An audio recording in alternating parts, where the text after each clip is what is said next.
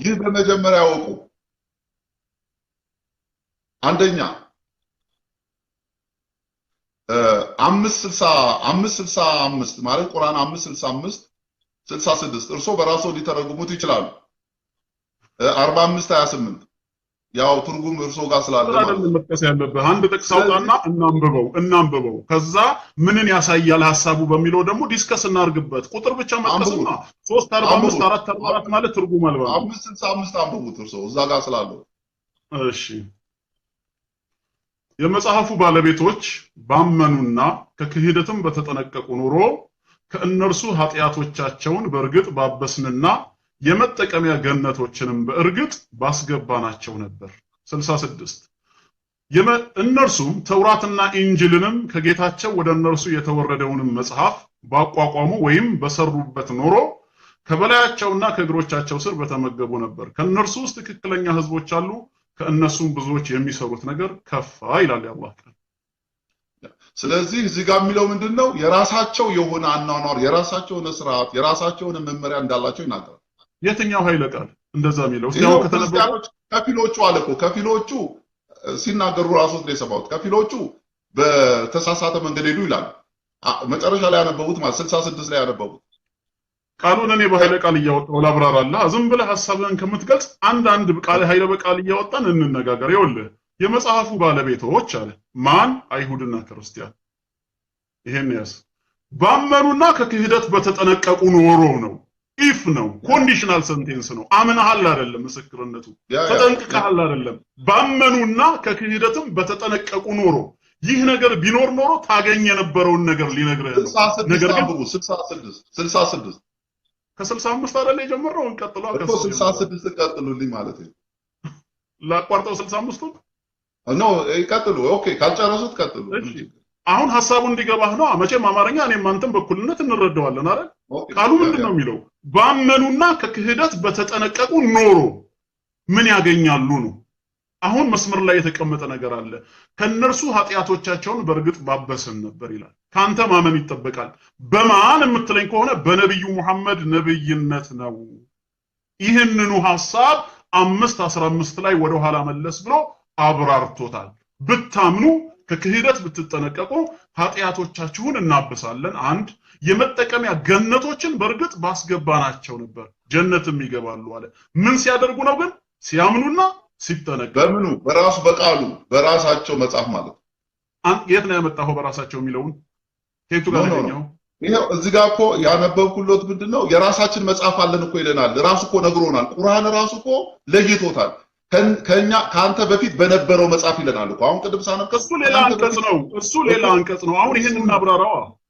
ሌላ አንቀጽ ላይ እንሄዳለን። እዚህ ላይ ግን እነሱ ጋር በነበረው እኮ የሚል የለም። እዚህ ጋር እኔ ስላላወራው ትንሽ ላውራ። ያው ብዙ ነው ያወሩት እርሶ ነው። ትንሽ ላውራ። ምንድነው እያልኩ ያለ? አንድ ያልተስማማነው ነገር መምህር፣ ያልተስማማነው ነገር ምንድነው? እኔ አሁን በዚህ ካልተስማማን ልንስማማ አንችልም። ምክንያቱም አሁን እኔ የማምነው እዚህ ጋር ኤንጅል ያለው ከናንተ በፊት የነበረው መጽሐፍ ሲል ከቁርአን በፊት የነበረው መጽሐፍ እነዚህ መጽሐፎች ናቸው። እኛ የምናውቃቸው አንደኛ የሙሴ ቶራህ የሚባሉት 5ቱ የህግ መጽሐፍ ናቸው። ሁለተኛ የምናውቀው ወንጌል፣ እናንተ ኤንጅል የምትሉት እኛ ወንጌል የምንለው ከዛ በፊት ቁርአን ከመውረዱ በፊት የነበረ ከ700 ወይ ከ600 ዓመት በኋላ ነው አይደል ቁርአን የወረደው። ስለዚህ ከዛ በፊት የነበሩ መጽሐፎች እነዚህ ናቸው። አሁን ቁርአን የሚያወራው ስለዚህ መጽሐፍ ነው። ሌላ መጽሐፍ ተቆፍሮ የተገኘ መጽሐፍ የለም። ከዛ በፊት ማለት ነው የትም መጽሐፍ የተገኘ የለም። እስካሁን ያሉት መጽሐፎች በመረጃ የተገኙት መጽሐፎች እነዚህ ናቸው። የወንጌል መጽሐፍ እነ ጳውሎስ የጻፉት መጽሐፍና እንደገና ደግሞ አሁን ያልኩት ማለት ነው የሙሴ መጽሐፍ ነው ያሉት። ስለዚህ ቁርአን እየነገረን ያለው ማለት አላምንም ማለት ይቻላል፣ ግን ቁርአን እየነገረን ያለው ስለዛ መጽሐፍ እያወራው ያለው ስለ ወንጌል።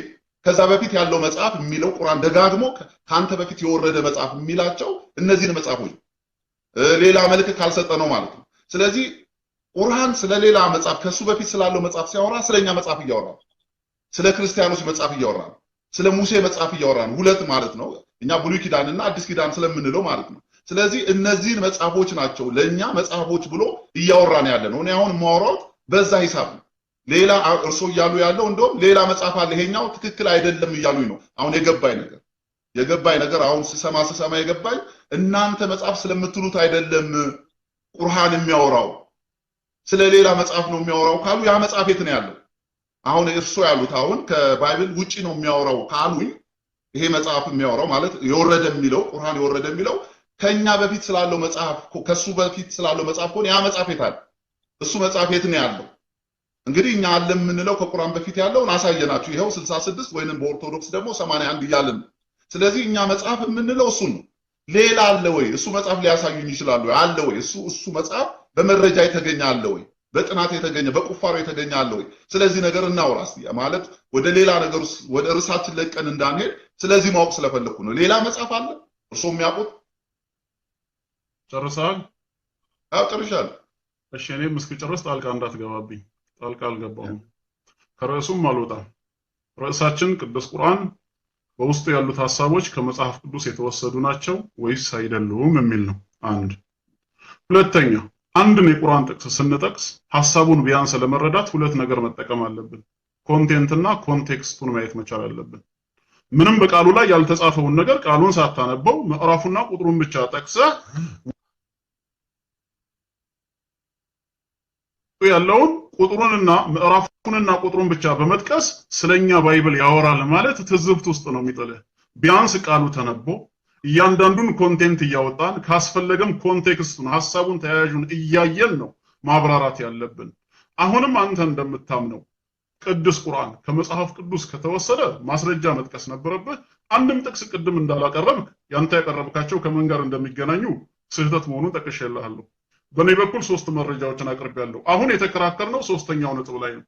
አንተ እንዳልከው ነብዩ መሐመድ ሰለላሁ ዐለይሂ ወሰለም ከመጽሐፍ ቅዱስ እንኳን ማንበብና መጻፍ ስለማይችሉ ወይም መጽሐፍ ቅዱስ በአረብኛ ቋንቋ በዘመናቸው ባይተረጎመም የእምነቱ ተከታይ ከሆኑ አረብ ክርስቲያኖች እሱም መረጃ የለውም አሁንም ቢሆን እንደው የሰሙትን አጽፈዋል ካልክ ቢያንስ የሰሙትን ካጻፉ ባይብሉ ላይ ያለው ምን መሆን አለበት ብያለሁ? ቁርአኑ ላይ መገኘት አለበት። እስቲ ብለን የተጻፈውን ወይም እሳቸው ያጻፉትን ስናነበው ከባይብሉ ተቃራኒ ሆኖ ነው ያገኘነው። ተቃራኒ ከሆነ በፍጹም ተወስዷል ማለት አንችልም። የሚወሰድ ነገር ስምም ነው የሚሆነው። ያንተን ምሳሌ ይሄን ለማስረዳት በተማሪ መጠቀም ፈልጋለሁ። ክላስ ውስጥ እየተማርን ያለ አንድ ሰነፍ ተማሪ በፈተና ወቅት ከጎበዝ ተማሪ ማለት ነው ከአንድ እስከ ለቀረበለት ጥያቄ መልሶቹን በማየት ገልብጦ እሱም ወስዶ መልሱን ይሞላል። ከዛ በውጤቱ ሲታይ ሁለቱም 10 ከ10 ነው ያገኙት። ስለኮረጀ ከዛ ስለወሰደ ጎበዙ ተማሪ ኤ ብሎ የሞላውን ሰነፉ ተማሪ ግን ቢ ብሎ ቢሞላው ኖሮ ጎበዙ ተማሪ ራይት ሲደረግለት እኮ ለዛኛው ኤክስ ነበር የሚደረገው። ለምንስ ቢ ብሎ ይሞላል? ከኮረጀስ ደግሞ ከኮረጀ ያንኑ ነው ከወሰደ። ስለዚህ እዚህ ጋር አንደኛ በተቃራኒ መቀመጡ ነው ብያለሁ። ሁለተኛስ ባይብል የማያውቃቸውን እውነታዎችም ጭምር አቅፏል። የረሳቸው ባይብል መጠቀስ ግን የነበረባቸው ያንን ነገር አቅፏል። ከየት መጣ? ከባይብሉ እንዳንል የለም ይሄ ታሪክ። ሰላ አንተ ምን አልክ ታዲያ በዚህ ሰዓት ሱራ 384ን ጠቀስክ። ሱራ 384 የቅዱስ ቁርአን ሐሳብ ከመጽሐፍ ቅዱስ መወሰዱን አይደለም የሚያሳየው። እኛ ማመን ካለብን ለነቢያት በተሰጠው ማመን እንዳለብን በነቢያት ነብይነት ማመን እንዳለብን ይናገራል። ይሄ ጥቅስ ላንተ እንደ ማስረጃ የሚሆነው መቼ ነው? ከነብዩ መሐመድ ውጪ በየትኛውም ነብይ አናምንም ካልን፣ ከቁርአን ውጪ ቀደምት መለኮታዊ መጽሐፍቶች አልወረድንም ካልን የዛኔ ጥቅሱን መጥቀስ ትችላለህ። ይሄው እመኑ እያላችሁ አይደለም ወይ ይባላል። አሁን የተነሳው ነጥብ ቁርአን ውስጥ ያለው ሐሳብ ከመጽሐፍ ቅዱስ ተወስዷል ወይስ አልተወሰደም ከሆነ እንዴት ነው ሱራ 384 ማስረጃ የሚሆነው? ከዛ ወደ ሱራ 565 66 ገባ አነበብ ነው። በኃይለ ቃል እያወጣሁኝ ላብራራልህ ፈለኩኝ። ጥቅሱ የሚናገረው አንተ ካልከው ጋር አይደለም። አንተ ብታምን ከክህደት ብትጠነቀቅ ኖሮ አላህ ምን ሊሰጥህ እንደፈለገ ቃል ኪዳን የገባልህን ነው የሚዘረዝረው እንጂ በኢንጂል ይፈረዳል የሚል ነገር የለም። በመጀመሪያ ደረጃ በቁርአንም ሆነ በኢንጂል አይፈረድም። ፍርድ አላህ ነው። እነዚህ መመሪያ ናቸው። ቃሉን በትክክል አላነበብከውም። ይፍረዱ የሚለው ቃል ያለው እዚህ ሱራ ሳይሆን ሌላ ቁጥር ላይ ነው። አውጥቼ ራሱ ላነብልህ እችላለሁ ከፈለከው። ያ ደግሞ ምንድነው? ህግና ስርዓትን ነው የሚያሳየው። ይፈረድብናል አይደለም ጥቅሱ። በምድራዊ ህይወታችን ስንኖር በአምላክ ህግ መተዳደር አለብን። ኢንጂል በወረደበት ጊዜ የነበሩ የኢሳ ተከታዮች መተዳደሪያ ደንባቸው ምን ነበር? ኢንጂል ነበር። ስለዚህ ሐራምና ሐላል ወይም ውግዝና የተፈቀዱ ነገሮችን ሁሉ በኢንጂል ህግ መዳኘት አለበት ነው። ስለ ጽድቅና ስለ ኩነኔ አይደለም ይፈረድባቸዋል ሲል መዳኘትን ነው፣ ምድራዊ ስርዓትን ነው። እንዲሁ የነብዩ መሐመድ ተከታዮች ደግሞ ነብይ ሆነው ከተነሱና ቁርአን ከወረደ በኋላ በምን ህግ ነው የምንዳኘው? በቁርአን ህግ ነው የምንዳኘው። ምን ማለት ነው? ክልክል የሆነውን የምናወግዘው የተፈቀደውንም የምንተገብረው ቁርአን ባስተማረን መሰረት ነው። አንተ እንዳልከው ይፈረድባቸዋል ብሎ ስለ ፍርድ ቀን የሚያወራ አይደለም። ኮምፕሊትሊ ጥቅሱንም አላወቀውም፣ ሐሳቡም ከዛ ውጭ ነው። አሁን ወደ ነጥቡ ልመልስልህ። ወደ ነጥቡ ስመልስልህ ነብዩ ሙሐመድ ማንበብና መጻፍ አይችሉም። በአረብኛ የተዘጋጀ መጽሐፍ ቅዱስም በዘመናቸው የለም። ስለዚህ ቅዱስ ቁርአኑን ከየት አመጡት ስልህ ማስረጃ በሌለው መልኩ አረብ ሀገር የገባ አንድ ክርስቲያን ነግሯቸው ይሆናል ካልክ ለምን ያንኑ አልጻፉትም? ተራ ለምን ተቃራኒ ሆነ እኮ ነው። አሁን ተቃራኒ ከሆነ አልተቆረጀም በለኝ። አይ ተቆርጇል ተወስዷል ካልክ ደግሞ ስምም መሆን አለበት። አይ እሳቸው መጀመሪያ ኢየሱስ በከብት በረት ተወለደ የሚለውን ሲሰሙ ወሰዱና በማን ነው ይሄ ዘንባባይቷ ዛፍ ስር ተወለደ አሉ። ለምን ታራ መኮረጅ አስፈለገ? ተቃራኒ ለመሆን ከታሰበ ይሄ የሚሰማ ሰው ግልጽ ነው። ጥያቄ ሊጠይቁት ማለት እዚሁ ሳልወጣ እዚሁ ውስጥ ማለት እንዳሉት ብዙ ሲሆን እንትን ሊልብኝ ይችላል እና አሁን የምጠይቀው ጥያቄ ምንድነው? ለምሳሌ ስለመኮረጅ ተናግረው ትምህርት ቤት እኔ መጀመሪያም ስነሳ ካሎት ወሰደ የሚለው ሙሉ ለሙሉ ወሰደ አላልኩም። ይሄንን ነገር አስምሩልኝ። ሲጀምር ቃሉን ሲጀምር ክርክራችን ስንጀምር ወሰደ የሚለውን ሙሉ ለሙሉ ወሰደ ማለት ከፊል ወሰደ፣ ትንሽ ወሰደ፣ ብዙ ወሰደ፣ ሁሉንም ወሰደ የሚለው ያካትታል። እንደውም ስለ ትምህርት ቤት ሲናገሩ ሰማሁት እና አንድ ተማሪ ለምሳሌ ያህል የሆነ ጎበዝ ተማሪ ቢወስድ 10 ጥያቄ ቢኖር 10ሩን ጥያቄ ከኮረጀ 10 ከ10 ያገኛል። ምንም ጥያቄ የለው። ስለዚህ ለምሳሌ ያህል የኮረጀው ወይንም የወሰደው 5 ጥያቄ ከሆነ የ5 ጥያቄ መልስ ከሆነ የሚያገኘው 5 ከ10 ነው። እንደ ጎበዙ ተማሪ 10 ከ10 አያገኝም። ስለዚህ እኔ ያልኩት ያለው ቁርአን 10 ከ10 ወሰደ አላልኩም። 10 ከ10 ከወሰደማ ቁርአን ሳይሆን መጽሐፍ ቅዱስ። ስለዚህ እኔ ያልኩ ያለሁት ሁሉንም ወሰደ አላልኩም። አሁን ለምሳሌ ያልኩት የጠቃቀስኩሎት ነገሮች አሉ። ቅድም የጠቀስኩሎት ጥቅስ ሁሉ አሉ። ሄዶ ማንበብ ይቻላል። ይሄ ቅድም ያነበብኳቸው ያው ሰው በኋላ ፖስትድ ስለሚሆን ማየት ይችላል። አሁን አይን ላይ ለምሳሌ በመርፌ ቀዳዳ መግባት ይቀላታል የሚለው እንደሱ አይነቱ ነገሮች ኤግዛክትሊ ኮፒ የተወሰዱ ናቸው። ስለዚህ ነው ያልኩት ቁርአን ሙሉ ለሙሉ ወስዷል አላልኩም። ሙሉ ለሙሉ እንዳሉት 10 ከ10 ወስዶ ከሆነ ኩረጃ ነው። ይሄ እንደሱ አይደለም። የተወሰነ ወስዷል። ከ10 ጥያቄ ቢኖር 5ቱን ነው የወሰደው እንጂ ሙሉን 10 በ10 ወስዷል አላልኩም። መጀመሪያ ላይ ስነሳ ስለተናገርኩ ማለት ነው። 1 ከ10 በሚለው ነው ኖ ማተር 1 ከ10 እንኳን ተማሪ ካገኘ ከጎበዝ ተማሪ አንድ ኮረጇል አልኮረጀም እኮ ወስዷል እኮ አልኩ እኮ በጣም ጥሩ። አዎ 1 ከ10 እንኳን ካገኘ ከጎበዙ አንድ ወስዷል። ይሄ ማለት አንድ ስምምነት አለ ማለት ነው። አሁን በደንብ አድርገ ቤዝ አድርገ የተናገርከውን እንየው። ግመል በመርፌ ቀዳዳ ብትገባ ይቀላል ያልከውን ከቁርአን የቱ ጋር ነው ያለው? ከባይብል የቱ ጋር ነው ያለው? መኮረጁን እዚሁ እንድንተማመን አውጣው። እርሶ ሂዱና ቁርአን 7:40 ላይ አንብቡት። እሺ 7:40 ከወንጌልስ ወይም ከመጽሐፍ ቅዱስ? ማቴዎስ 19:24 ማቴዎስ 19:24 ስለዚህ የተኮረጀውን ቀዳሚውን እንየው ምን ብሎ ማርክ እንደሞላ ከዛ የኮረጀውን ኋላ ደግሞ እንዴት እንደገለበጠ እናጋልጠዋለን። ምን ይላል አስኮራጅ? ላንብበው? አዎ አንብበው። ኦኬ አይ እርሶን እየጠበቁ የኮረጀውን እጅ ከፍንጅ ካገኘ ነውማ ግዴታ ነው። ፍርድ ቤት ቀርቦ እኮ ማስረጃ ሊቀርብበት ይገባል። እሺ ማቴዎስ ያይደ ትንሽ እንትን እያረገብኝ ስላል ሶሪ ይሄ እንትኑ እሺ ላንብብልህ ኖ ማተር ማቴዎስ ስንት ላይ? ማቴዎስ 19:24 እሺ ማቴዎስ 19:24 ይሄንን ላንብብ እየተከታተልክ ምናልባት ከጎበዙ ልጀምር ሐሳቡ እንዲገባቸው። ከቁጥር 17 ጀምራለሁ። ይቅርታ ከቁጥር 16 እነሆም አንድ ሰው ቀርቦ መምህር ወይ የዘላለምን ሕይወት እንዳገኝ ምን መልካም ነገር ላድርግ አለው። እርሱም ስለ መልካም ነገር ለምን ትጠይቀኛለህ? መልካም የሆነ አንድ ነው። ወደ ሕይወትም መግባት ብትወድ ግን ትእዛዝን ጠብቅ አለው። እርሱም የትኞችን አለው? ኢየሱስም አትግደል፣ አታመንዝር፣ አትስረቅ፣ በሐሰት አትመስክር፣ አባትህና እናትህን አክብር፣ ባልንጀራህንም እንደራስህ ውደድ አለው። ጎበዙም ይህንማ ሁሉ ከሕፃንነቴ ጀምሬ ጠብቄአለሁ፣ ደግሞስ የሚጎለኝ ምንድነው አለው። ኢየሱስም ፍጹም ልትሆን ብትወድ ሂድና ያለህን ሽጠህ ለድሆች ስጥ፣ መዝገብን በሰማያት ታገኛለህ፣ መጥተህም ተከተለኝ አለው። ጎበዙም ይህን ቃል በሰማ ጊዜ ብዙ ንብረት ነበረውና እያዘነ ሄደ። ኢየሱስም ለደቀ መዛሙርቱ እውነት እላችኋለሁ ለባለጠጋ ወደ መንግስተ ሰማያት መግባት ጭንቅ ነው። ዳግመኛም እላችኋለሁ ባለጠጋ ወደ እግዚአብሔር መንግስት ከሚገባ ግመል በመርፌ ቀዳዳ ቢገባ ይቀላል አለ ይላል። በትክክል አንብቤያለሁ። አሁን ኢየሱስ እያስተማረ ያለው ስለማን ነው? በዚህ መሰረት ስለ ባለጠጎች ነው። እዚህ ጋር አንብበው ነው ቁርአን ደስ ይለኛል። ግን መጀመሪያ እዚህን ጭብጥ እንውሰደው። አሁን ኢየሱስ አሁን ስለማን ያስተማረው? ባለጠጎች ምንም ነገር ቢያደርጉ ህግጋትን ቢጠብቁ ያለውን ነገር በመስጠት ረገድ ግን እንደሚከብዳቸው፣ ባለጠጋ የሆነ ሰው መንግስተ ሰማያት ከሚገባ ይልቅ ግመል በመርፌ ቀዳዳ እንደሚሾልክ ነው አይደል ያስተማረው? ቁርአኑን አንብብልኝ ቁርአኑን ደግሞ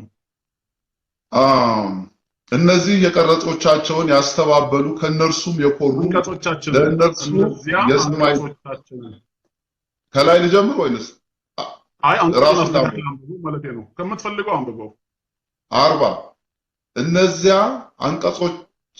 አንቀጾቻችንን ያስተባብላሉ ከእርሷም የኮሩ ወይኔ ላንብብልህ፣ ተከታተለኝ፣ አንተ ተከታተለኝ፣ በሱ ነው ላንብብልህ። ይኸው እነዚያ አንቀጾቻችንን ያስተባበሉ ከእርሷም የኮሩ ለእነርሱ የሰማይ ደጃፎች አይከፈትላቸውም፣ ግመል በመርፌ ቀዳዳ እስከሚገባም ድረስ ገነትን አይገቡም፣ እንደዚሁም አጋሪዎችን እንቀጣለን። ባለጸጎችን ወይስ በጌታቸው አንቀጽ ያስተባበሉትን? አሁን እኮ ይሄ ሐሳብ እንዳልኩት ነው። ሙሉ ለሙሉ ቀደም እንዳልኩት ነው። ሙሉ ለሙሉ ኮኮረጀማ እኮ ሙሉ ለሙሉ ነው የምንለው ማለት አሁን ቀደም ያልኩትን ነው። አሁን 100% ከሆነ ኤግዛክትሊ መጽሐፍ ቅዱስ ያለው ነው ማለት ያለበት። ስለዚህ አሁን መርፌ ቀዳዳ የሚለው ራሱ ቢብሊካል ትርጉም አለው። የመርፌ ቀዳዳ ማለት የመርፌ ቀዳዳ ማለት አይደለም። በእስራኤል ውስጥ የነበረ ግመሎችን የማያሳልፍ ሰው ብቻ የሚያሳልፍ ግመል የማያሳልፍ በር ነው። ይሄ ግመል ቀዳዳ የተባለ የግመል በር የተባለው ኢየሱስ ክርስቶስ ስለሱ ነው የሚያወራው። እዛ ጋር ግመል በመርፌ ቀዳዳ ብታልፍ ይቀላታል ያለው ከታሪክ አንጻር ነው። የአይሁዶች ቦታ ነው የመርፌ ቀዳዳ የምትባል በር ስላለች፣ ስለዚህ ያን ማለት ነው። ስለዚህ ይሄንኑ ወስዶ ቁርአን ስለዚህ ነው የሚያወራው። ስለዚህ አውሮታ መባክ ወንጌላዊ ተክሎ ፕሊስ እንዳዋቂ ለምን አንናገርም? አሁን ምን ያገናኛቸዋል? አንደኛ አስተምህሮታቸው የተለያየ ነው። እዚህ ቦታ ላይ ኢየሱስ የሚያስተምረው ሀብታም የሆነ ሰው ገንዘቡንም አውጥቶ መስዋዕትነትን ከፍሎ ወደ እምነት ጎዳና የመምጣቱ ነገር ቀላል እንዳልሆነና እንደከበደ ነው የሚናገረው። ምሳሌውን ደግሞ ሲያቀርበው የግመልን ትልቅነት ከጠባቧ መርፌ ቀዳዳ መሽሎክ ጋር አገናኘው። ግመል በመርፌ ቀዳዳ ውስጥ መሽሎክ ይከብዳል የሚል ከሆነ አስተሳሰባችን ለሀብታምም እንደዚሁ ወደ መንግስተ ሰማያት የመግቢያ መንገዱ ጠባብ ነው አይደል? ቅዱስ ቁርአን ደግሞ የሚያስተምረው በሀብት ስለበለጸገ ሰው ሳይሆን በጌታው አንቀጽ ስለካደ ኢአማኒያን ነው የሚያወራው። ያኛው ሰውዬ እኮ ኢአማኒ አይደለም። ሁለተኛ የምትረዳው ህግን የጠበቀ ነበረ። እዚህ ቦታ ላይ ግን አላህ የሚናገረው እነዚያ አንቀጾቻችንን ያስተባበሉ አለ። አንድ በጌታቸው አንቀጽ የማያምኑ ከእርሷም የኮሩ ከመቀበል ይልቅ በትዕቢት የተወጠሩ ለእነርሱ የሰማይ ደጃፎች አይከፈትላቸውም። ሩሃቸው ራሱ መንፈሳቸው ሰማያትን ጥሶ መውጣት አይችልም ነው፣ በሩ ዝግ ነው። ግመልም በመርፌ ቀዳዳ እስኪገባ ድረስ ጀነትን አይገቡም ማለት ጀነትን አይገቡም። እንደዚሁም አጋሪዎችን እንቀጣለን። በጌታቸው አምልኮ ላይ ሌላን በመደረብ የሚያጋሩትን እንቀጣለን ብሎ ስለ ከሃዲያን ስለ ጣዖታውያን ተናገረ እንጂ ስለ ሀብታም አልተናገረም። አሁን አንተ ምንድነው የተኮረጀው? ስለ መርፌ ቀዳዳ የምትል ሁለት ቃልን ባለ 6 ፊደል ሁለት ቃልን አገኘህና ባይብል ላይ መርፌ ቀዳዳ አለ። ስለዚህ ምን ትላለህ መሰለህ? አጠቃላይ በዚህ ምድር ላይ መርፌ ቀዳዳ የሚል ሰው ሁሉ ከባይብል የወሰደው ነው ማለት ነው። ለምን? ባይብል ላይ ነው ያለው። ኖ ይሄ የሚለውና ያ የሚለው ይለያያል። ሁለቱ የሚሉት ይለያያል። አሁን የመርፌ ቀዳዳ ይሄ ታሪካዊ ነው። በኢየሩሳሌም ውስጥ ያለ ቦታ ነው። ይሄ ቦታ አሁን መርፌ ቀዳዳ ቢሆን ሶመኒ መርፌ በዓለም ላይ ብዙ መርፌ አለ። ስለዛ የሚያወራ ቢሆን ልስማማለሁ ትችላለህ። አሁን ግን የሚያወራው ስለ ቦታ ስለ በር ነው። የሆነች በር አለች፣ መግቢያ በር አለች፣ የመርፌ ቀዳዳ የምትባል በር አለች። የሚያወራው ስለዛ በር ነው። እዚህ ጋር የሚያወራው ስለ መርፌ ቀዳዳ ነው የሚያወራው። ስለዛ ማን የሚያወራው? ኢየሱስ ክርስቶስ ነው የሚያወራው ኢየሱስ ክርስቶስ። ቁርአኑስ የሚያወራው ስለማን ነው? መርፌ ቀዳዳ ሲል እኮ በራሱ መንገድ እኮ ተጠቅሞታል። ግን ከዛ ይወሰደዋል። እዛ ጋር ወስዶ አልወሰደም። ምኑን ነው ወሰደ የምትለው? አልወሰደማ። ምክንያቱም ሐሳቡም አገላለጹም ተለያይተዋል። በሐሳብ አይገናኙም፣ በአገላለጽ አይለያዩም። አንተ ምኑን ነው ወሰደው? ገነት አይገቡም እኮ ይላል እዚህ ጋር። አሁን እኛማ እነማን ልንገሮት አሁን ቆይ ልንገሮት እነማን የሚለው ልተውና ሁለት ነገር ይስማማል እዚህ ጋር አንደኛ እዚህ ጋር ምን ይላል እስኪገባ ድረስ ገነት አይገቡም ይላል የእንትን ቁርአኑ ገነት አይገቡም ይላል የኛም ደግሞ ምንድነው መንግስተ ሰማያት ግመል በመርፌ ቀዳዳ ብትገባ ይሻላታል ይላል አሁን እዚህ ጋር ስለመግባት ነው ገነት ስለመግባት ነው ሁለቱም የሚያወሩት ቁርአን የሚያወራው መጽሐፍ ቅዱስ የሚያወራው ገነት ስለመግባት ነው የሚያወራው ስለዚህ ያ አይገቡም ነው ይሄም አይገቡም ነው እያለን ያለ ስላለ መግባት ነው መንግስተ ያኛው አይገቡም ያለውን ግን ይሄ አይገቡም አላለማ መጽሐፍ ቅዱሱ ሀብታም ነው ያለው በቅዱስ ቁርአንም ሆነ በነብዩ መሐመድ ሐዲስ ባለጸጋ ገነት አይገባም ሚል ትምህርቱም የለም ሽታውም የለም ለምን ከተባለ ወደ ጀነት ለመግባት ሀብት ሊከለክል አይችልም ወደ ጀነት ለመግባት ድህነት በር ሊሆን አይችልም ቁርአኑ ያስተምረው ጀነት ለመግባት እምነትና ስራ ወሳኝነት አለው ስለ ሀብታም ለማውራት ፈልጎ ብቻ ስለ ሀብታም ማውራት ፈልጎ ብቻ አይደለም ምክንያቱም መንግስተ ሰማያት የማያስገቡ ነገሮችን እየተናገረ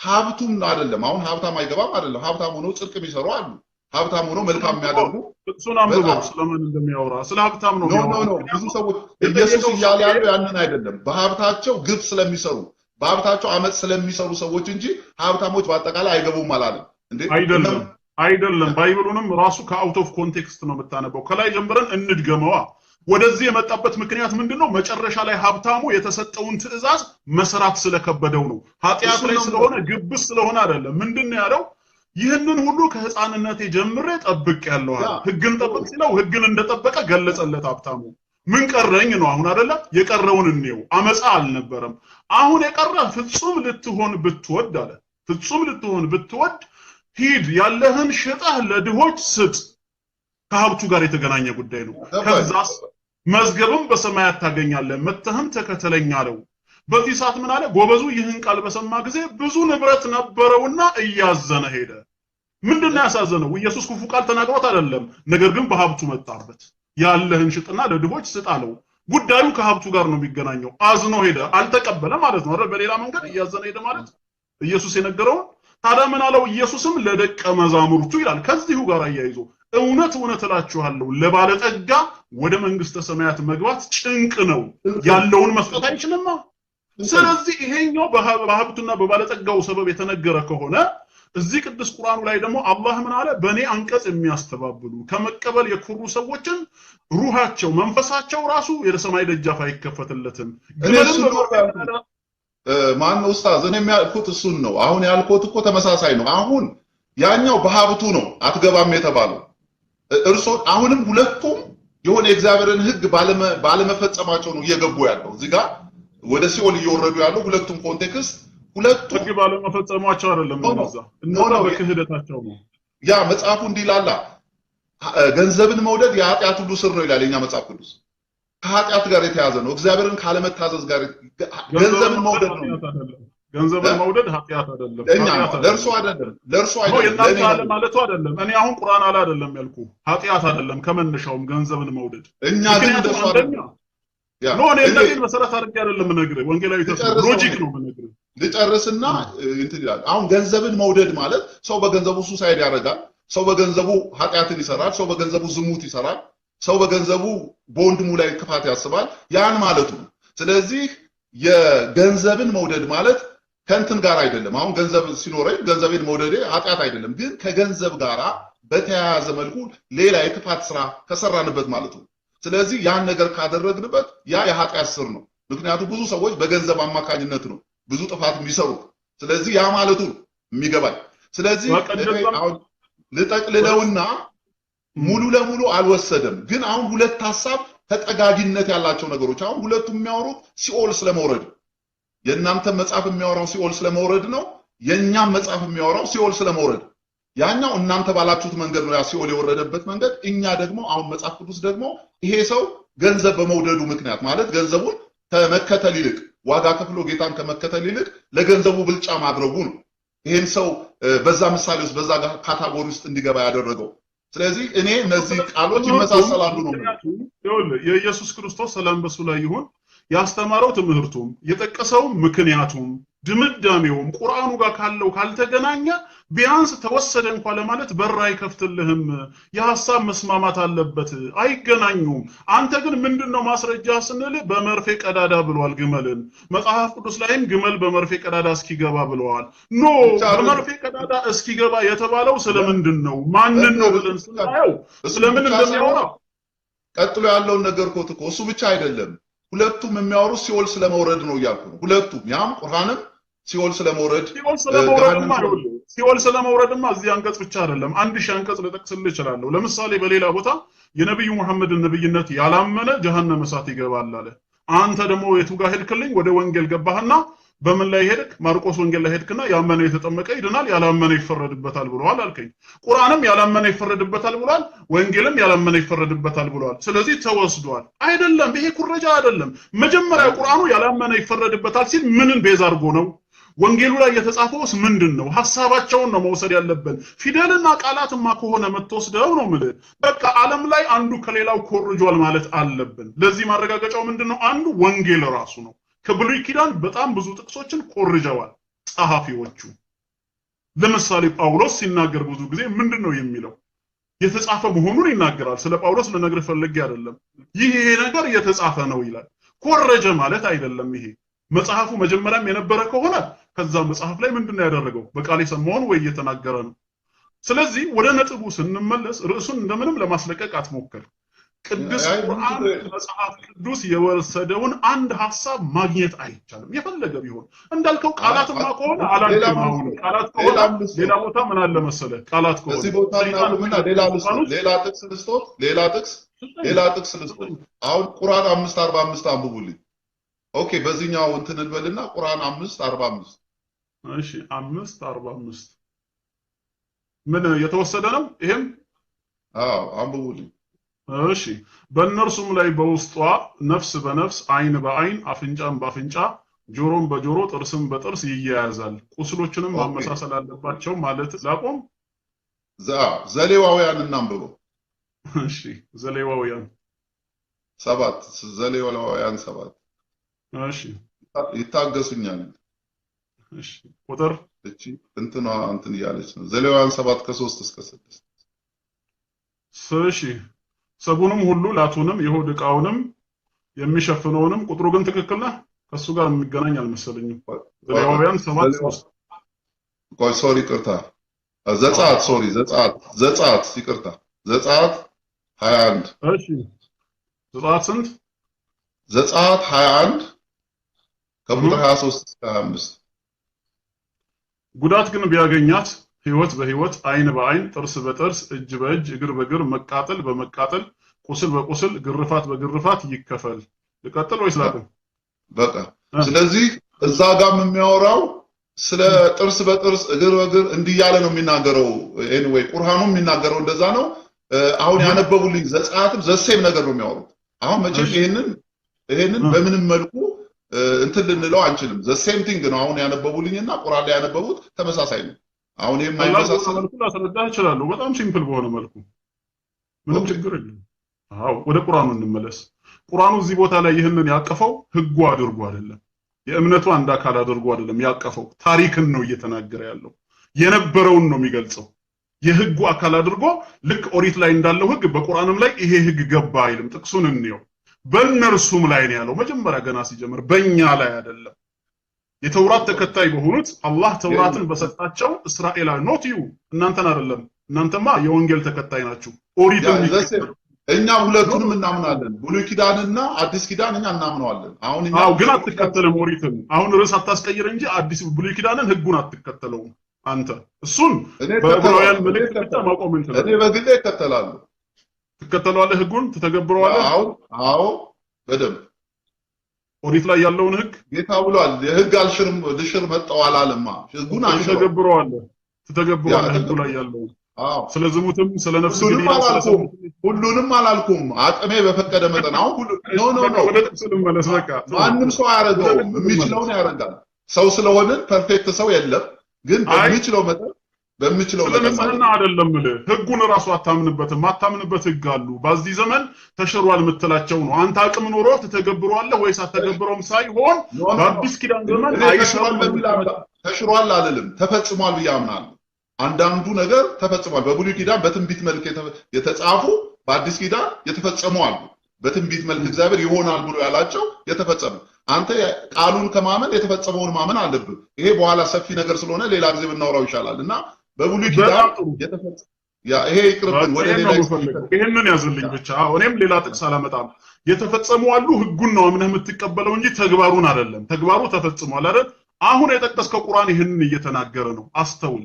በእነርሱም ላይ ነው ያለን። አንድ የተውራት ተከታይ በሆኑት እስራኤላውያኖች ላይ አላህ ተውራትን ሲሰጣቸው ምን ህግ ሰጥቷቸው ነበር ነው አሁን ጥያቄው። ቅድም የጠቀስከው ሱራ 10:37 ነው ይሄንን የሚገልጸው።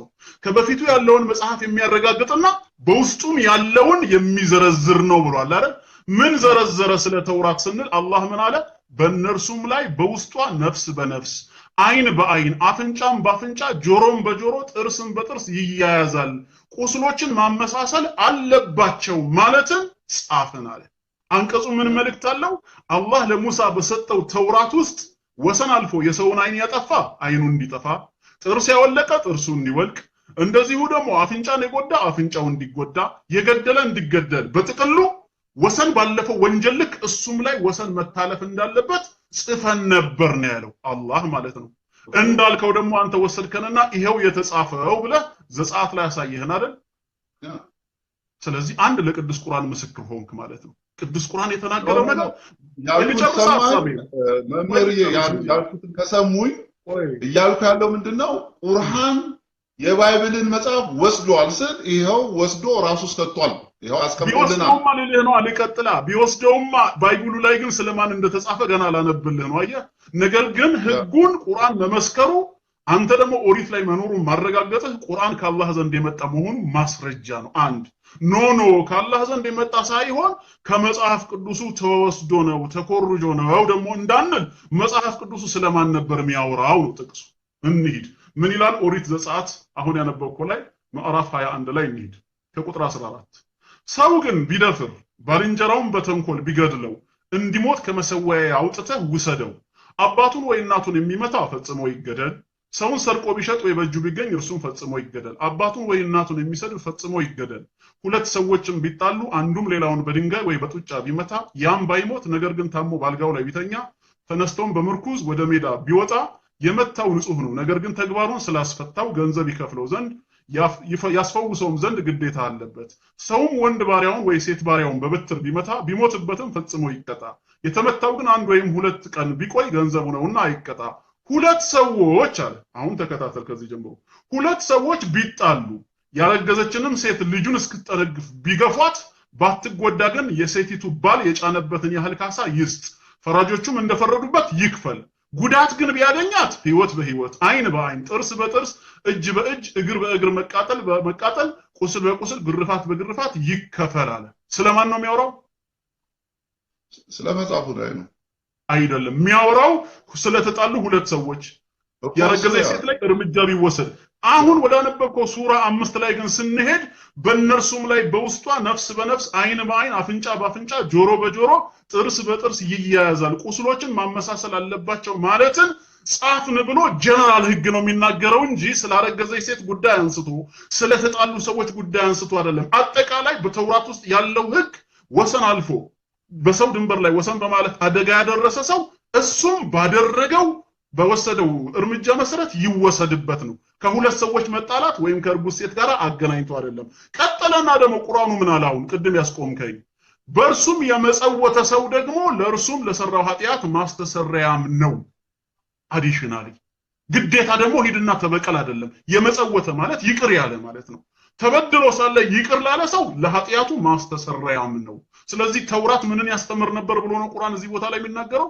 አንደኛ ወሰን አልፎ ድንበር ጥሶ በሰው ላይ አደጋ ያደረሰ ሰው እሱም ባደረሰው አደጋ ልክ ራሱ ላይ እንዲደርስበት ይቅር ብያለሁ ለጌታዬ ካለ ደግሞ ኃጢአቱ ማስተሰሪያ ነው አለ። ይሄኛውን ግን አሁን ያልከው ዘጸአት ላይ አናገኘው። ካላገኘ ነው አሁንም ቅዱስ ቁርአን ከአላህ ዘንድ የመጣ መለኮታዊ ህግ እንጂ ከባይብል በፍጹም የተኮረጀ አይደለም። ምንም ኤቪደንስ የለንም። ያው እኔ እንግዲህ አቅርቤ ያለው እንትኑን ያው ለሰው በተው ነው። እኔ አሁን እንትን የሆነ ኃይለኛ ክርክር ለመፍጠር ሳይሆን አሁን እኔ ያስቀመጥኩትን ሰው አይቷል። እንግዲህ የተለያዩ አሁንም ካላሰለቸው ዝም ብሎ ማንበቡ ምንም አይሰራም ብዬ ነው። ስለዚህ ብቻ ነው እንደ ሰው ያየው ታው እንጂ አይ የእርሶንም እኮ ያያል የእርሶንም ያያል ሁሉም መቼም አይቶ የራሱን ነገር ይወስዳል። እንደውም በጣም ረድተውኛል እያነበቡ አይ ቲንክ ይሄኛው ፍሪዝ እያደረገብኝ ስለተቸገር ባትሪ ሎ ስለሆነ ፍሪዝ አድርጓል። እንደውም እያነበቡ እየረዱኝ ነው። ስለዚህ እግዚአብሔር ይስጥልኝ ማለት እፈልጋለሁ። በተረፈ ምክንያቱም እኔ መጽሐፍ ቅዱስ ማንበብን ቅዱስ ቁርአንም አልከለከለኝም። ሁለተኛ ደግሞ እንድንግባባበት ነው ዋናው ዓላማ። እና እዚህ ላይ ወደ መቋጫው ከመሄዳችን በፊት አንዳንድ ነጥቦችን እናንሳቸው። ኦኬ እሺ ቀጥል። ምንም ችግር የለም። እሺ አይ ምንም ችግር የለውም። አሁን እንግዲህ እኔ እነዚህን ዝርዝር ያው የጠቀስኳቸውን ሄዳችሁ አነጻጽራችሁ ማንበብ ትችላላችሁ። በፊት ዝርዝር የተናገርኩትን ያው አንዳንዱን ነው ከአቡ ሃይደር ጋር ያወራ ነው። አንዳንዱን አሁን እያብራሩን ያለው የተወሰነው ነው። ግን ቅድም በጣም ወደ 10 12 ጥቅሶችን ሰጥቻችኋለሁ። እናንተ ገብታችሁ እያነጻጸራችሁ ማየት ትችላላችሁ። በተረፈ እንግዲህ እነዚህ ነገሮች ተናግሬያለሁ። ያሉትን ሁሉንም ወሰደ ብዬ አይደለም መጀመሪያም ስከራከር ሲጀምር ከሰማችሁ ያው የተወሰነውን ወስዷል በሚል ነው። እሳቸው እንግዲህ አልወሰደም ብለው የራሳቸውን ማብራሪያ ሰጥተውናል። የሚቀጥለው ነገር ካሉት ፖይንት አንሱና ቀጥታ ያው ወደ መደምደሚያው በኋላ እንሄዳለን። አጠቃላይ ምንድነው በቅዱስ ቁርአን ውስጥ የነቢያት ታሪክ ተጠቅሰዋል። የነቢያት ስም ተጠቅሰዋል። ስለ እምነት ስለ ህግ ተጠቅሰዋል። ነገር ግን በቅዱስ ቁርአን ውስጥ ያለው የነቢያት ታሪክ አስተምህሮታቸው፣ አቀማመጡ፣ ይዘቱ፣ መልእክቱም ባይብል ውስጥ ካለው ጋራ አይገናኙም። ስፔሻሊ መጽሐፍ ቅዱስ ፈጽሞ የዘነጋቸው ሊጠቀሱ የሚገባቸው የነበሩትን ቅዱስ ቁርአን በሰፊው አብራርቶታል። አንድ ምሳሌ ልስጥህ። ከሞት በኋላ መቀስቀስን ዳግም ትንሣኤ መኖሩን ቅዱስ ቁርአን ያስተማረውን 1/100ኛውን ባይብል አያውቀውም፣ አልጠቀሰውም ነው ከናካቴው። በተቃራኒው ገልጾታል አይደለም፣ የለም ራሱ ፈጽሞ ነው። ከሞት በኋላ ህይወት መኖሩን ለመጀመሪያ ጊዜ ሙታን መቃብር ላይ በስብሰው እንደማይቀሩ እንደሚቀሰቀሱ ያስተማረውን ነብይ ታውቀዋለህ? በእናንተ ወይስ በእናንተ እየጠየቁ ነው እንጂ በእኛማ እነግርሃለሁ። በእኛማ ጳውሎስ ብዙ ጊዜ ጽፏል እንደምንቀሰቀስ። ጳውሎስ በብዙ ነው የመጀመሪያው ነው የምልህ። የመጀመሪያው ስብከት የትኛው ነብይ ነው? ሙታን ትንሣኤ እንደሚያገኙ አፈር ሆነው እንደማይቀሩ እንደሚቀሰቀሱ በጌታቸው ፍርድ ሚዛን ቀርበው አምላካቸውንና ነቢያትን አምነው የተከተሉ ለጀነት በአምላካቸውና በነቢያቱ የካዱ ጀሃነም እሳት እንደሚገቡ የሰበከ ነብይ ማን ነው? ለምሳሌ ከአዳም እስከ ሙሴ ይታወቃል የሙታን ትንሣኤ። የሙታን ትንሣኤ እነሱ እንትና ራሱ ብድራቱን አይቶ ይላል እንደሚነሳ ያውቅ ነበር። አሁን ለምሳሌ ያለ ስለ ሙሴ ብነግርህ የግብፅን እኔ አሁን ስለ መጽሐፍ ቅዱስ ነው የማወራ። ስለዚህ የግብፅን ሽንኩርት እምቢ ያለው ያመለጠው ብድራቱን ተመልክቶ ነበር፣ ትኩር ብሎ ተመልክቶ ነበር ይላል። ስለዚህ ይሄ ሰው አይቷል ማለት ነው፣ ወደፊት የሚመጣውን አይቷል ማለት ነው። ስለዚህ ሙሴ ራሱ አይቷል። ሙታን ከመቃብር እንደሚቀሰቀሱ አላስተማረም ሙሴ። ኖ አስተማረ ሳይሆን እሱ ራሱ ነበረው። አሁን ሞቶ ሰው እንደማይቀር ማለት ነው፣ ሞቶ እንደማይቀር እንደሚነሳ ያምን ነበር ሙሳ ራሱ ማለት ነው፣ ሙሴ ማለት ነው። እሱም ያምን ነበር። እኛ ግን አሁን ትንቢተ ዳንኤል ላይ ብትሄድ ዳንኤል ጽፎልናል ስለዚህ ጉዳይ ማለት ነው። ዳንኤል ነብይ ያው እናንተ በሱ አታምኑ። ኖ እኛ እናምናለን። አላህ በላከው ነብይ ሁሉ እናምናለን። ያንን ማመናችንን ለማረጋገጥ ባይብል አያስፈልገንም። ጌታ አላህ እንደነገረን አንተም እንደጠቀስከው ነቢያትን ሁሉ እናምናለን። በቁርአን ውስጥ በስም ያልተጠቀሱ ይኖራሉ። ዳንኤል የሚል ስም ቁርአን ውስጥ የለም። አላህ ካልጠቀሳቸው ነቢያት ሊሆን ይችላል እሱ። ምንድነው የምንለው እዚህ ቦታ ስንመጣ? በአጠቃላይ ለነቢያት በተሰጠው እመኑ ስላለን ነቢያትንም በተሰጣቸው አምነናል እንላለን። በስም የተጠቀሱት 4ቱ ብቻ ናቸው። ስለዚህ 4ቱን ጠቅሰን ስናምን የተቀረውን ጥቅላዊ ነው። እኔ ልልህ የፈለኩት ይህ አይነት ከአዳም ዘመን ጀምሮ መኖር ያለበት ነው። ምክንያቱም ሰው ልጅ የተፈጠረው በዚህ ምድር ላይ ዘላለም ሊኖር አይደለም። ዘላለም የሚኖርበት አንድ ዓለም አለ፣ የትንሣኤው ዓለም። ወይ በተድላ ጀነት ይኖራል፣ ወይ በስቃይ ጀሃነም ይኖራል። እዚህ ምድር ላይ የተፈጠረው ወደ ዘላለም ሊሸጋገር ነው። በምንድን ነው የሚሻገረው? ጌታ አምላኩን በማመን አቅሙ በፈቀደ መጠን በህጉ ከኖረ ከሞት በኋላ የሥራውን ዋጋ ያገኛል፣ ዘላለም በተድላ ይኖራል። እምቢ ብሎ የተላከለትን ነብይ ሳይቀበል አምላኩን ሳያመልክ በህጉ ሳይኖር በኃጢአት ባህር ላይ ዋኝቶ ያለ ንስሐ ደግሞ ከሞተ ከፊት ለፊቱ ጀሃነም እሳት ይጠብቀዋል። ስለዚህ ቅዱስ ቁርአን አሁን ምን ይላል? ባይብል ፈጽሞ አያውቁም ያልከውን አላህ የላካቸው ነቢያትና መልእክተኞች ሁሉ አስተምረዋል ነው የሚለው። እንደው አረብኛው ምን ይላል? ወማ ኑርሲሉል ሙርሰሊና ኢላ ሙበሽሪና ወሙንዚሪን፣ መልእክተኞቻችንን በጀነት አብሳሪ ወይንም በጀሃነም አስጠንቃቂ አድርገን እንጂ አንልካቸውም ነው ያለው። ማንኛውም መልእክተኛ ለማህበረሰቡ ሲላክ ይሄን ሁለት ነገር ነው ይዞ የሚመጣው። ካመናችሁ በጌታችሁ በህይወት ዘመናችሁ እሱን ካመለካችሁት በትእዛዙ ከኖራችሁ ጀነት አላችሁ ብስራት ይባላል። እምቢ ብላችሁ ከአምላካችሁ መንገድ ከወጣችሁ በኃጢአት ባህር ዋኝታችሁ በንስሐ ሳትመለሱ ከሞታችሁ ጀሃነም እሳት ይጠብቃችኋል ያስጠነቅቃል። ወደ ባይብል ስንመጣ ሙሴ የአላህ ሰላም በሱ ላይ ይሁን የህጉ መጽሐፍ ተሰጥቶታል ኦሪት አይደለም ለእስራኤላውያኖች እንዲናገር ራሱም እንዲተገብር አርአያ እንዲሆን። ጥያቄው አሁን ምንድነው የኦሪት የመጨረሻ ግብና ዓላማ? አንድ እስራኤላዊ እግዚአብሔርን ህግ ጠብቆ እግዚአብሔርን በህይወት ዘመኑ ቢያመልከው የሙሴን ነብይነት አምኖ ቢቀበል ልቡን ወደ ጣዖት አምልኮ ሳያዞር ቢሞት ምንድነው መጪው ተስፋ ስንል ለዚህ ሁሉ ዋጋው የትንሳኤ ቀን ገነት ይገባል እንዳትል የለም ስለ ገነት የሚያወራ የኦሪት ክፍል። በተቃራኒው ሌላ እስራኤላዊ በኦሪት ህግ ክዶ እግዚአብሔርን ማምለክ ትቶ ልቡን ወደ ጣዖት ቢያደርግ ምን ይጠብቀዋል? ጀሃነም ይጠብቃል። ምን ማስፈራሪያ የለም። አሁን ወደ ራሱ ስመልስ ምንድነው ቁርአን ግን ይሄን አስተምሮናል። ሙሳ እንኳን እንዳስተማረ ይሄን ትምህርት ቅዱስ ቁርአን ከባይብል የተወሰደ ቢሆን ኖሮ ምን ይሆን ነበር ውጤቱ? እነዚህንም ይዘነጋቸው ነበር። ባይብል እንደዘነጋው ቁርአንም ይዘነጋል። ለምን? ዋና ነው ባይብል የሚኮረጅበት መጽሐፍ ሆኗል፣ የሚያስኮርጅ ሆኗል። ታዲያ ሄደን ስንኮርጅ ጭራሽ ባይብሉ ያላዘውን ቁም ነገር የሆነ ዕውቀትን ቁርአን ይዞ መጣ። ኦኬ በትንሳኤ ጉዳይ እኛም ከናንተ እኩል እናምናለን። ትንሳኤ የሚገኝበት መንገድ ነው እንጂ የምንለያየው በትንሳኤ መጽሐፍ ቅዱስ ያወራል። አሁን ለምሳሌ ኢየሱስ ክርስቶስ መንግስተ ሰማያት እንድገባ ምን ላድርግ አለው። መጥቶ አይደል? ትዝ ይሎታል። መንግስተ ሰማያት እንድገባ ምን ላድርግ ብሎ ጠየቀው። ኦኬ በመጽሐፉ በሙሴ ህግ የተጻፈውን ህግ አክብር አለው። ሲለው እሱን ከልጅነት ጀምሮ ጠብቄያለሁ አለ። ቅድም ያነሱት ቃል ማለት ነው። ኦኬ አንድ ነገር ይቀርሃል አለ። ያለን ሽጥና ተከተለኝ አለ። ሰውየው ባለጠጋ ነበርና ስለዚህ አዝኖ ከመከተል ወደ ኋላ እንደተመለሰ እግዚአብሔር ቃል ይናገራል። እና ምን ማለት ነው? እነዚህ ሰዎች ራሳቸው በብሉይ ኪዳን ያሉ ሰዎች የዘላለም ህይወት እንዳለ ያውቃሉ። እንደው ምን አሉት? አንድ ሰው አንድ ሚስት አገባ አለ። ሳትወልድለት ሞተ። ሁለተኛው አገባት አልወለደ። ሶስተኛው አራተኛው አለና ሰባተኛው ጋር ሲደርስ ሰባተኛው ከሞተ እሷ ሞተች። መንግስተ ሰማያት ሲሄዱ ለማን ትሆናለች አሉ። እነዚህ ሰዎች አላቸው አይዲያ ትንሳኤ እንዳለ ያውቃሉ። ሰው ከሞተ በኋላ ወይ ሲኦል ወይ ገነት እንደሚገባ ያውቃሉ። ይሄንን ምሎት ብሉይ ኪዳን ላይ የለም ለሚለው አለ። ኤግዛክትሊ ትንሳኤ አለ ምናምን እያሉ አይስበኩት እንጂ ሞት የዘላለም ሞት እንዳለ ህይወት እንዳለ ያውቃሉ። ለዚህ ነው ኃጢአት ስርየት ካህናት በዛ ጊዜ ያደርጉ የነበረው ማለት ነው። በአይሁዶች ስርዓት ማለት ነው። ያንን ራሳቸውን እያነጹ ወደ እግዚአብሔር መንግስት ለመግባት ማለት ነው። ስለ ትንሳኤ የሚለው ነገር በብሉይ ኪዳንም ነበረ። የትንሳኤ ነገር ነበረ። ሰዎችም ያንን ስለሚጠብቁም ነው። የሥጋ ሞትማ ይሞታል። አዳምም ሞተዋል፣ እነ ሔዋንም ሞተዋል፣ ከዛ በፊት ያሉትም ሞተዋል። ተስፋ ያደርጉ የነበረው ከዛ በኋላ ያለው ህይወት ህግ በመጠበቅ ማለት ነው። አዲስ ኪዳን ሌላ ጥያቄ ነው። እሱ ሌላ ጊዜ እናወራዋለን። ስለዚህ ህጉ እስኪፈጸም ማለት አዲስ ኪዳን እስኪመጣ ሰዎች በብሉይ ኪዳን ትንሳኤ እንዳለ ያውቃሉ፣ ሞትም እንዳለ ያውቃሉ። ማለት ትንሳኤ ማለት የዘላለም ህይወት ወይ የዘላለም ሞት ማለት ነው። ስለዚህ ይሄንን ለማድረግ ነው ጽድቅን የሚሰሩት መልካም ነገር ህጉን የሚጠብቁት። ከዚህ አንፃር ብሉይ ኪዳንም ላይ ነበር ማለት ነው። አዲስ ኪዳን ላይ ደግሞ ስትመጡ ደግሞ በጣም ብዙ ቦታ አለ። ኢየሱስ ራሱ እኔ ህይወትም ትንሳኤም ነኝ ብሏል። እነ ሐዋርያው ጳውሎስ ሰብከዋል ስለ ትንሳኤ፣ በመጨረሻ ቀን እንደምንነሳ፣ ሌላ አካል ለብሰን እንደምንመጣ ይሄን ሁሉ ዘግበውታል። ስለ ትንሳኤ ቁርአን ካወራው በላይ እንደውም መጽሐፍ ቅዱስ አውርቷል። መጽሐፍ ቅዱስ ፉል ኦፍ ሪስትሪክሽን ነው። እንደውም ተስፋችን እሱ ነው።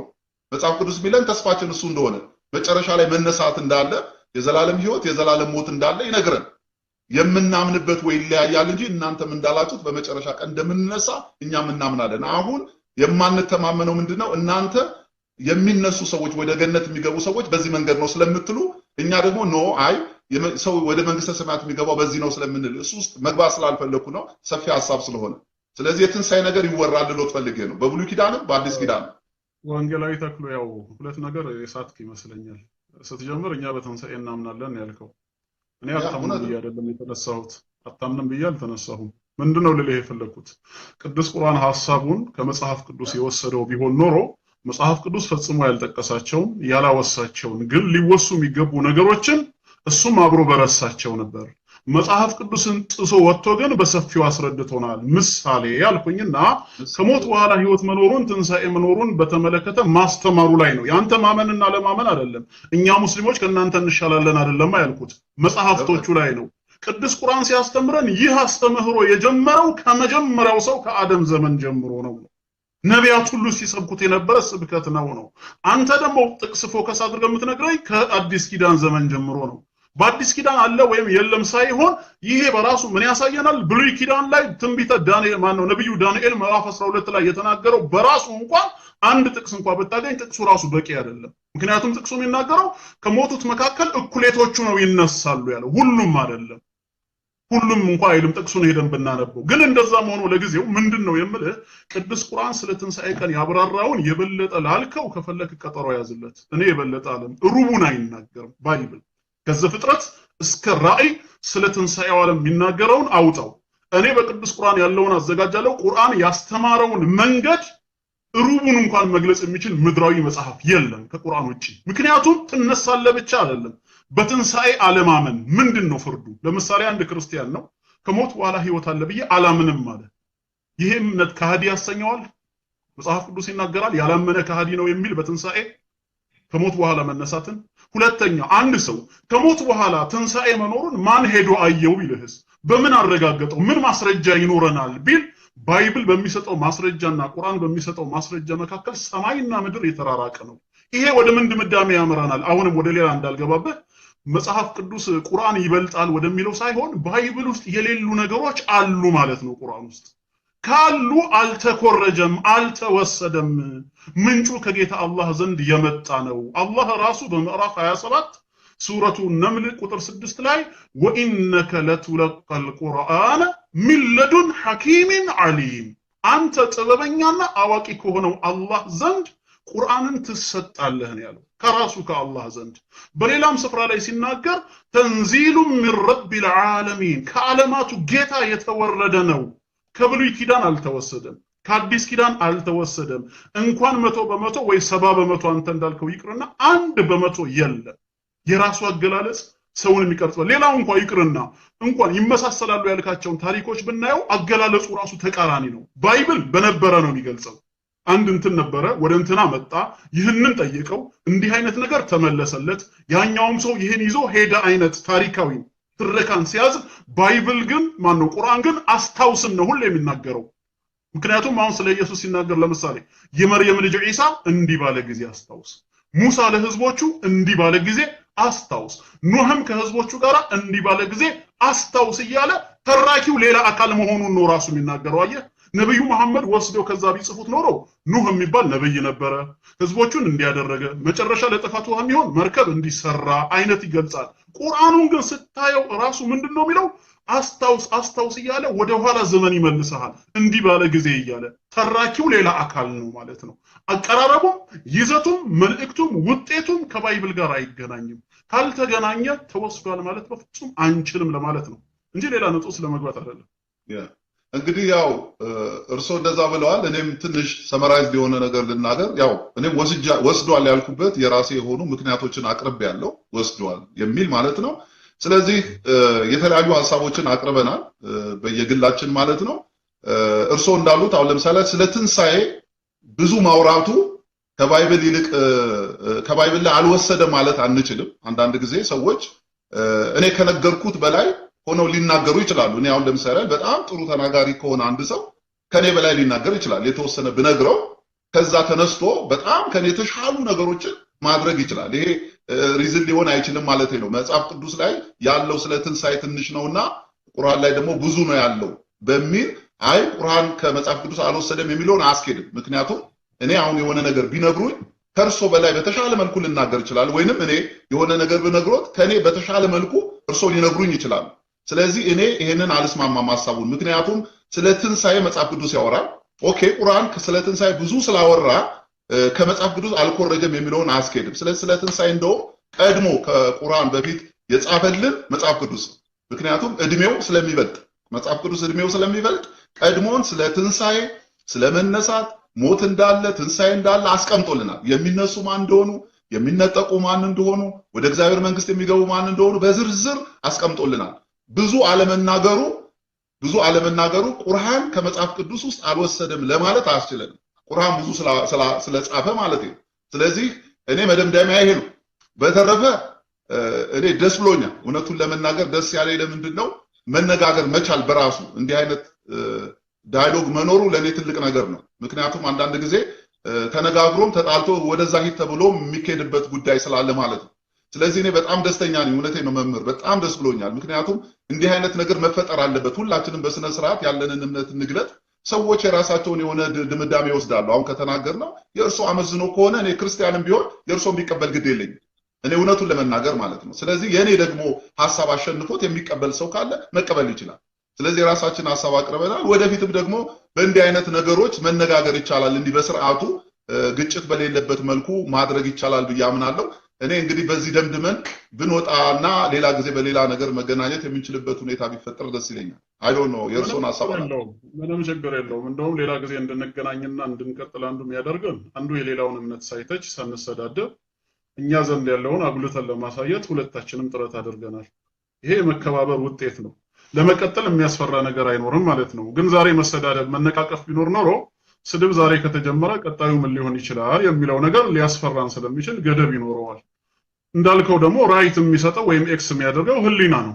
ሶስተኛ ሰው አይደለም የሚፈርደው። ለህሊናችን እንተወዋለን። ራሳችንን ሪቫይዝ ማድረግ አለብን። በቀጣዩ ነገሮች መቀጠላቸውን ሙሉ በሙሉ እስማማለሁ። ነገር ግን አሁን መሆን ያለበት ምንድነው? ልክ ዛሬ አክብሬ ያንተ ፔጅ ላይ እንደመጣሁኝ አንተ ደግሞ በእንግድነት እኔ ቤት ትመጣለህ፣ ሁለተኛው ሶስተኛ አንተ ጋር አራተኛ እኔ ጋር እያለ ተራ በተራ በየፔጁ እየመጣን ርዕስም እየቀየርን በተለይ ደግሞ መሰረታዊ ነገር ብናነሳ ስለ አምላክ ማንነት ባህሪያቱ ቁርአን ምን ይላል፣ መጽሐፍ ቅዱስ ምን ያስተምራል፣ ኢየሱስ በእስልምና ምንድነው፣ መጽሐፍ ቅዱስ ወይም በክርስትና ምንድነው፣ ኃጢአት ምንድነው፣ ከየት መጣ፣ እንዴት ነው ከኃጢአት መዳን የምንችለው፣ እንዲህ የመሳሰሉ መሰረታዊ ነገሮችን አንስተን መነጋገር መቀጠል ይቻላል። እኔ ምን መክራችሁ እዚህ ውስጥ ያላችሁ ሰዎች ትልቅ ምክሬ እየቆረጣችሁ አንዳንድ ነገር ባሰሩ ጥሩ ነው። ምክንያቱም ከቻላችሁ ሙሉውን ነገር ፖስት ብታደርጉ በጣም ይመረጣል። ምክንያቱም አንዳንድ ጊዜ ስትቆርጡና ስትሰሩ እኔም የራሴን ሳቀርብ እንትን ጥል ይመጣል። ስለዚህ በምትችሉት መጠን ፖስት የምታደርጉ ሙሉውን አቅርቡት። ሙሉውን ይዩ፣ ሰው ራሱ የራሱን ጄጅ ያድርግ፣ የራሱን ነገር ይውሰድ። ብዙ ጊዜ ስለማይ ነው ማለት ነው እንዲህ አይነት ነገር ብዙ ጊዜ ያለውና እንዳልኩት እሱ የመለሱልኝ መልስ ተገቢ ነው። ባለፈው የመለሱት መልስ ልክ ነው። የሰሙት ነገር ስላለ መመለሱ መቃወሚያ አይደለም። ግን አሁን ሁለታችን እኩል ስለሆነ ያወራ ነው አንዳችንን እንትን ስላላደረግን ሙሉን ስሙት፣ ሙሉን ፖስት አድርጉ።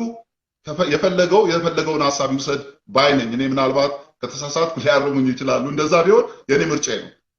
እንዳሉት ደግሞ ዋናው ሪከርድ አንተ ጋር እኮ ነው የሚቀረው፣ እኔ ጋር የለም። አሁን ሪከርድ አንተ ማለት ከሆነ በኋላ ሰዎች ያወጡታል። አሁን እኔ ጋር ነው ሪከርድ፣ ማንም ሰው ያገኘዋል፣ ሼር ማድረግ ይችላል፣ መውሰድ ይችላሉ። እኔ እዚሁ ላይ ነው ፌስቡክ ላይ ፖስት ይሆናል። ከፈለገ ወደ ዩቲዩብ ይውሰዱት ወይ የፈለገ ቦታ፣ ሁሉም ላይሆን ይችላል። አንዳንድ ሰዎች ይሄን ስለሚያደርጉ ቆንጽላችሁ የሆነ ሰው ያወጣታችሁ ከምታደርጉ ሙሉውን ሰው ሰምቶ የራሱን ፍርድ ቢወስድ ይሻላል ለማለት ፈልጌ ነው። ዋናውና ማስተሩ አንተ ጋር እስካለ ድረስ ለመቁረጥ እንኳን የሚያስብ ሰው ቢኖር ዋናውን በማሳየት ማጋለጥ ይቻላል። አንድ ይሄ ነው። ሁለተኛ ደግሞ እውነትን በሰዎች ልብ የሚያስቀምጠው እኮ አላህ ነው። አንተ ኤዲት ስላደረግከው ስለቆራረጥከው አላህ ሊያሳስተው ያልፈለገውን አንተ ማሳሳት አትችልም። ልክ አላህ ሊመራው የፈለገውን አንተ ማጥመም እንደማትችለው ከኔና ካንተ የሚጠበቀው እውነት ነው ብለን ያመንበትን ነገር ለሰዎች ማስተላለፍ ነው። ሰው ልብ ውስጥ ግን እንዲገባ ማድረግ አንችልም እኮ። በእኛ ሳቅመዋለን ካሁን በኋላ በእውነት መንገድ ላይ ጸንተን ለመኖር የአላህ ጥበቃ ነው የሚያስፈልገን። ሰው ምንድነው የሚሆነው? አንተ እንኳን እንዳልከው ወይ ከክርስቲያን ወይ ከሙስሊም ቆራርጦ ሌላ መልእክት የሚያስተላልፍ ሰው ሲኖር ዋናውን በማሳየት የሰውየውን ሐሰተኝነት በጋራ ማጋለጥ ይቻላል። ስለዚህ በቀጣይነት መንፈስ እንዲኖረን ይሄን ነገር አስብበት። ከቻልክም አሁን ቀን መወሰን እንችላለን፣ ቀኑንም ርዕሱንም። አይ አሁን አይወሰንም እናወራና ከእርሱ ጋር አሁን ፍሬንዴ ስለሆኑ ኮሙኒኬት አድርገውታለሁ። ስለዚህ እግዚአብሔር ይስጥልኝ አክብረውኝ ስለመጡ በእውነት አንዳንድ ሰዎች በጣም ጦርነት ይሆናል ብለው ያሰቡ ሰዎች አሉ። ምንም ጦርነት የለም። እውነት ጦርነት አያመጣም። ስለዚህ በዚህ መልኩ ስላለቀ ደስ ብሎኛል። እንደውም እርሶም ድሮ ያጠና ተራ ልጅ እንደሆነ አውቄያለሁ እና እኔም ያጠና ተራ ልጅ ነኝ። ኤኒዌይ ያጠና ተራ ነው ያደኩት። አይ ቲንክ ያው እንደባደብ ነበር እዛ ተደባዳቢዎች ስለሆናችሁ ምናልባት እዛ እንተዋወቅ ይሆናል። የኮልፌ ልጅ ያጠና ተራ ልጅ ነኝ። እርሶም እንደዛ እንደሆኑ ሰምቻለሁ። በጣም ደስ ይላል። ጓደኞቻችን እስላሞች ነበሩ እዛ አካባቢ፣ በጣም ሙስሊም ማህበረሰቦች ነበሩ። ቤታቸው ገባለው። በተለይ የጾማቸው ጊዜ እየገባን ምግብ ሁሉ እንበላለን። በጣም የምንዋደድ ፋሚሊ። እኔ አሁን ለምሳሌ 15 የሚሆን ፋሚሊ 15% የሚሆን ሙስሊሞች አሉ የተዋለዱ ስልጤ ብሔረሰብ ውስጥ ዘመዶች ስላሉኝ አክስቶች አሉኝ። ኢትስ ኦኬ። አንዳንዴ እውነት ሌላ ነው፣ ፍቅር ሌላ ነውና በጣም ደስ ብሎኛል ስላገኘሁት እንዲህ አይነት ስርዓት ያለው ነገር ማውራት ስለቻለን በጣም ደስተኛ ነኝ። እንግዲህ ለሌላ ጊዜ በሌላ ነገር ደስተኛ ነኝ። እንግዲህ ዛሬ በቤት ተቀብለኸኛል፣ አመሰግናለሁ። የሚጠጣ ነገር አላቀረብክም፣ በርግጥ ቅር ቢለኝም ማለት ነው። ይሁን እንግዲህ ያው ከምድራዊ መጠጥ ይልቅ መንፈሳዊን መጠጥ በጋራ ጠጥተነዋል። በላጩ እሱ ነው ዋናው ነገር፣ የስጋው ጉዳይ ይደረሳል። ስለዚህ ምናልባት ቀን ወስኑ የሚሉ ኮሜንታተሮችም አሉ፣ ኮሜንት የሚጽፉ። አሁን መወሰን ከተቻለም ችግር የለም፣ ካልተቻለም እሱ እንዳለው በግል ተነጋግረን እንይዛለን። ነገር ግን ከወዲሁ ሁላችንም ማወቅ ያለብን አንተም ፔጅ እኔም ፔጅ ከተወያየን ዋናው መልእክቱ እስከሆነ ድረስ ጀስቲስ እንዲኖር ተራ በተራ መሆኑ መጠበቅ አለበት። ይህንን ነው መተማመን ያለብን። ርዕሱም ደግሞ ያ ነው የሚያስኬደው። እጠብቃለሁ እንግዲህ አላህ ያድርሰን ለቀጣዩ ውይይት። አሜን። እግዚአብሔር ያድርሰን ሁላችንም። መልካም ቀን ብያለሁ። አሁን ከሳቸው እኩል ነው የምወጣው፣ ሌላ ነገር አልናገርም። እንግዲህ ሁላችሁንም ሰላም ሁኑልኝ። ግን መውጣት እንዴት እንደሚሆን አላውቅበትም፣ ይቅርታ ነገር እኔ ስወጣ ይወጣሉ፣ እርሶም ምንም ችግር የለውም። በቃ አመሰግናለሁ።